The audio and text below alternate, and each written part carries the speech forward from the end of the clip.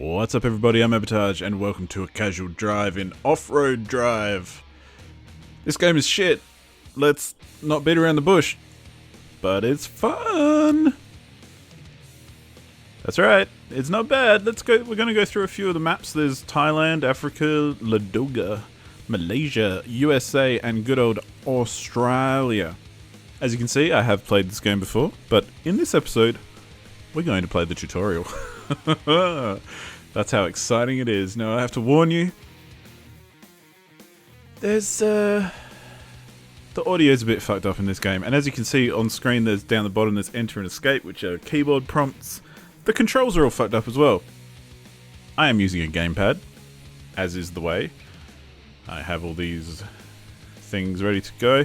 Let's see if we can tune this a little. Skins, I think. Ooh, well, let's go with the dark one. Yeah. I think that'll do. That'll do for now. That's enough tuning.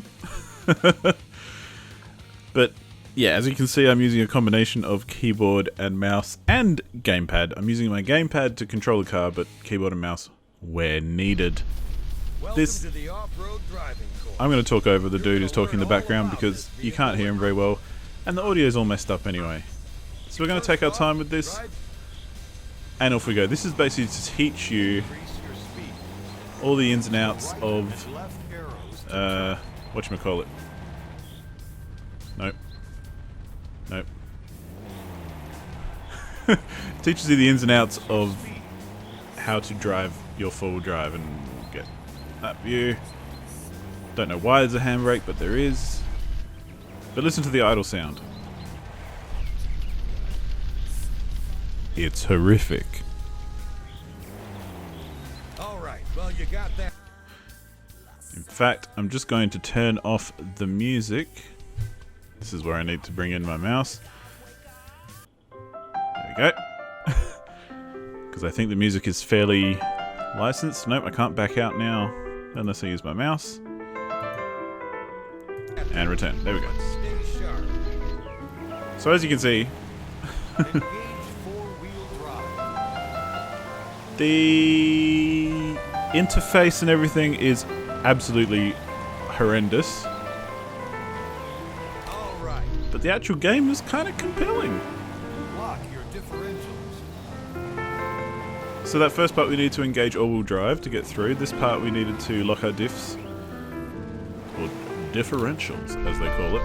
So basically turn on our diff locks, which in the bottom right you can see a little map of our four wheels and axles, and it shows which ones are engaged. So if you focus there for a second, you can see I'll turn off the diff locks. I can turn off four-wheel drive, and it's basically they're all, you know, diff locks keep your wheels spinning in the same fashion, as in all as one. So if I that time I engage the middle axle vehicle lock, or whatever it's called, diff lock, which made all four wheels turn together. So if one of them gets airborne, it's not going to turn any faster than the rest, basically. Downshift your vehicle. So now we go into low range, which means that we're not going to over rev the wheels and spin them on this bumpy little bit of the course. And all these things have advantages and disadvantages. So obviously the more you do, the slower you're going to go, basically, because it's built for traversing landscape instead of actually going fast. You can see in the bottom left corner there's a little tire pressure indicator, and I hit D-pad down, as you can see on the screen, to basically take my tire pressure down, which lets you go over softer terrain. And now we're going to engage our winch. This is one that's kind of difficult on the gamepad because, well, the controller doesn't really like it. Because if you can see, it just ran, how it says change anchor, there's no buttons assigned to that, but there's also nowhere in the settings to assign those buttons. So, you know. So basically all we're doing is increasing or decreasing the power of the winch as it pulls us up. And unless we get over this log, we'll detach it. But the difficulty there is that if you have too much power in the winch and you do something like, I don't know, you pull on it too hard, there's a tension meter which can snap the winch if you put too much tension on it, so you need to kind of get a balance between the power that you're using to pull the vehicle and the power that you're using to drive up the slope. All right, buddy. That'll do it. If that makes sense. So that goes through all the functions of the drive, and we're going to go do one final lap of this course. Essentially, from what I've played before, there's no real reason to not have four-wheel drive on at all times. Not have all-wheel drive engaged. Low and high gear and diff locks and that sort of stuff do come into play at different times. Basically, if you're going over bumpy terrain like this, you want your diff locks on, because again, it keeps the wheels turning. If you're going over like rocky terrain or basically just uneven stuff, man, I'm gonna get stuck now, aren't I? Pump that on. Oh, come on. Let's lower our pressure, see if that helps. Basically, the more things you turn on, the more chance you've got of getting out of a bind. And this corner is always a bit of a sticky one, I find. But the trick is, because when you get into it, this is actually a racing game. So the trick is to figure out what to engage when, so that you can be going as fast as you possibly can the entire time. Jesus Christ. I could have gone down to low gear before then. But that's okay. We've got everything on at the moment. We've got low tyre pressure, which probably isn't helping us on this hard surface. Yeah, you probably want high tyre pressure on hard surfaces, but we're coming up to a soft surface, so low tyre pressure coming on. We've got low range gears, so we're not going to spin our wheels. We've got all our diff locks on. We can probably take off the central axle. Let's come up here. Let's get up here a little bit. Engage the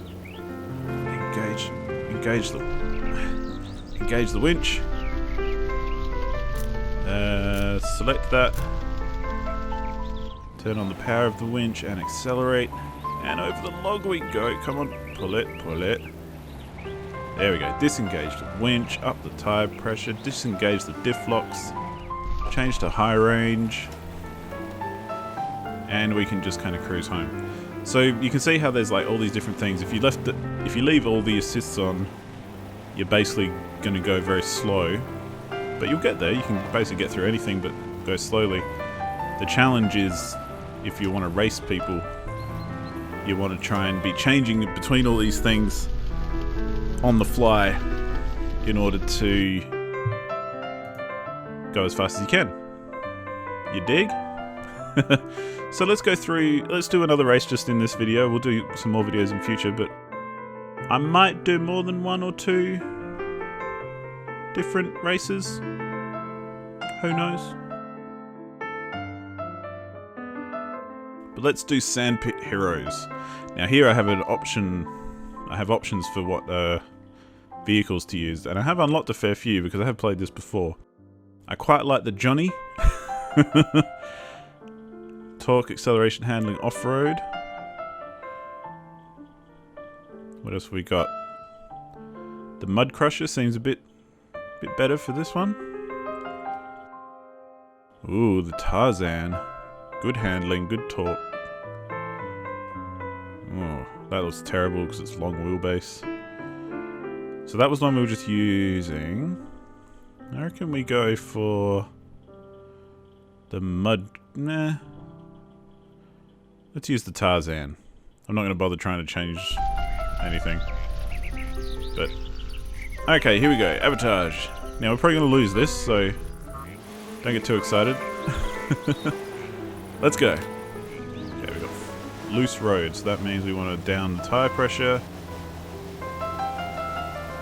Let's go.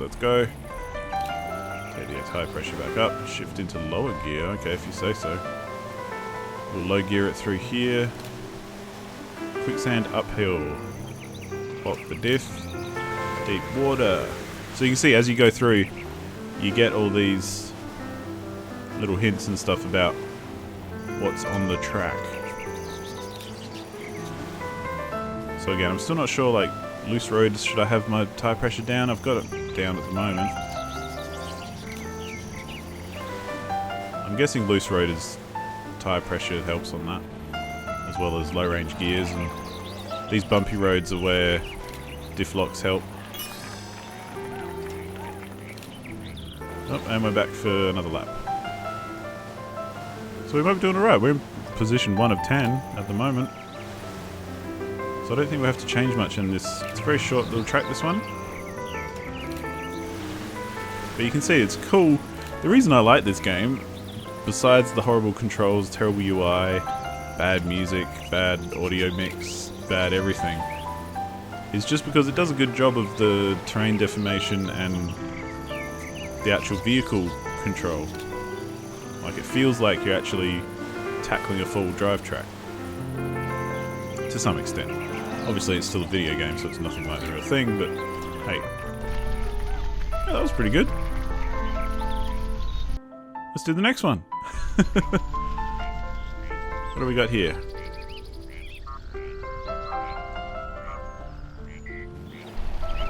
Okay, we got our full drive on, we're in high range. We want to go into low range. At least that's what the game tells us. Whoa, whoa, whoa. You've exited the track. Where did... Oh, okay. I didn't even see that. I'm going to restart. That's one thing I find in this game. Sometimes I just lose track of where the track actually goes.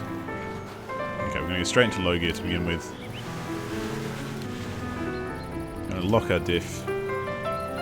Like I said, most of this like diff locking and stuff, it doesn't matter. You can kind of leave it on for the whole race, but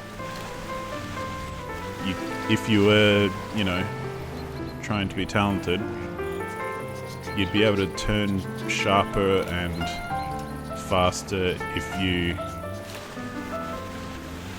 know, locked and unlocked and all that kind of stuff, and actually paid attention to little bits and pieces. It's kind of a min-max strategy, I guess. Oh, there goes the ghost car.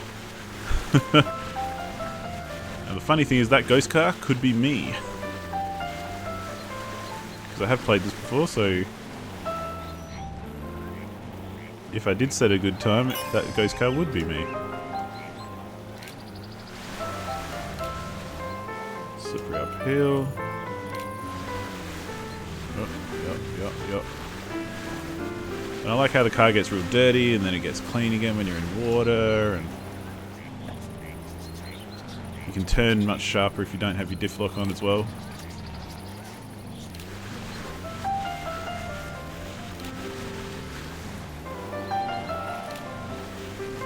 Oh, crap. That one always gets me. Yep. But as is the spirit of the casual drive, we're not necessarily going for a win. What we're going for is completion. And especially in this game, just completing the track is kind of the point because of the difficulties of it being four-wheel drive. So let's do the next one. I think there's like 3 stages in each kind of area. Let's go. Let's low gear it. There we go. Sharp turns. Damn it. Another sharp turn. Alright. U-turn. Okay, so this one's kind of being a bit of a dick. Uneven ground. Whoa! There are penalties for running over barriers and things. There goes the ghost car way up ahead.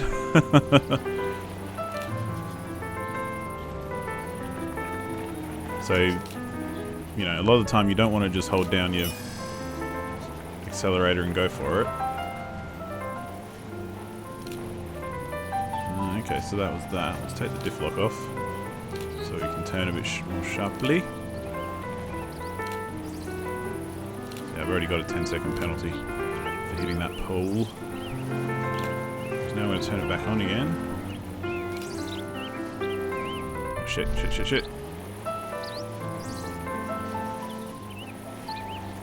Heading off to the right there seems to be a easy mistake to make. Let's turn off the central diff lock and let's turn off the wheel diff lock here as well. Oh, there we go. Results, I placed first anyway, so rock and roll. So that'll do it for this casual drive. Next time we'll go into Africa and we'll see what we can find there. So thank you so much for watching and I'll see you then. Goodbye.